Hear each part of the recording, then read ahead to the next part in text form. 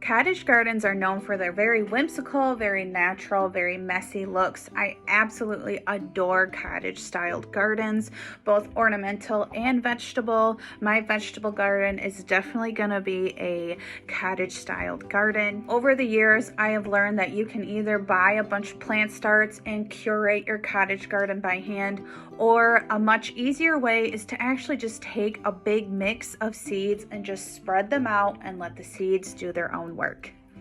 Now I call this just a cottage garden in a jar. It is just full of seeds that are very relatable to a cottage garden, like sunflowers, foxglove, delphiniums.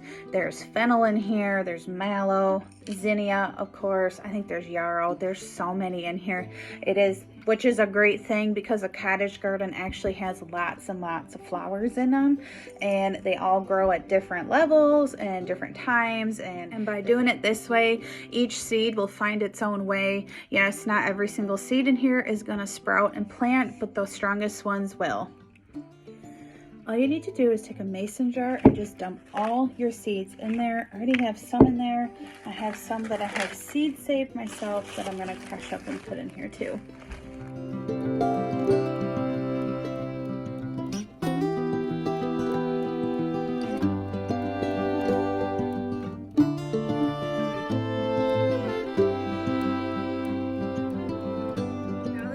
Done and made, let's go outside. I'm going to show you how to prep your bed so you can properly spread your seed out for the most success.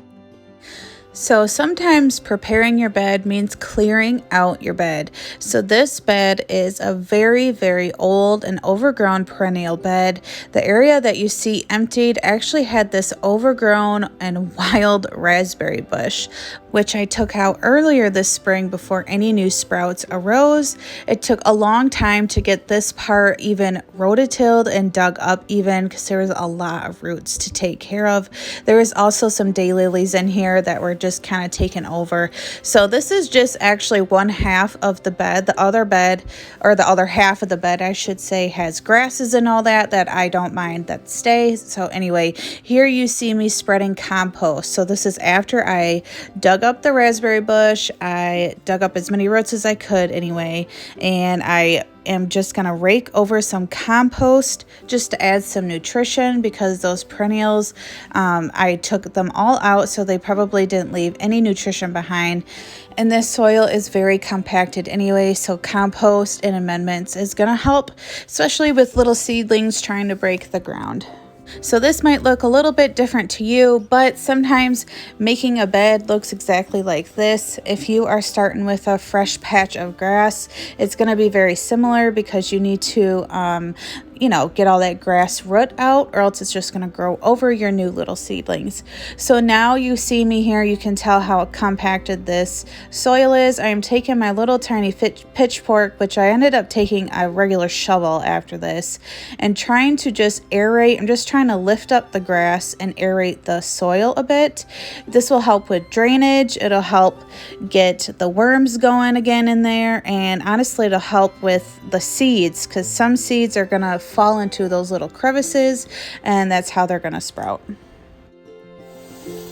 After you've cleared your spot and raked up the soil a bit, even added some compost or fertilizer like I do, and it doesn't matter which one you use, compost or fertilizer, before you plant any seeds, go ahead and water your ground thoroughly. Now you can see the rest of my bed that I was talking about earlier. The other half, it has two trees, very established grasses. There's daylilies, there's snow on the mountain, and there's even bugleweed over there, along with other just native weeds. The other half I really can't tackle because of the tree roots. It's just too rocky, too rooty.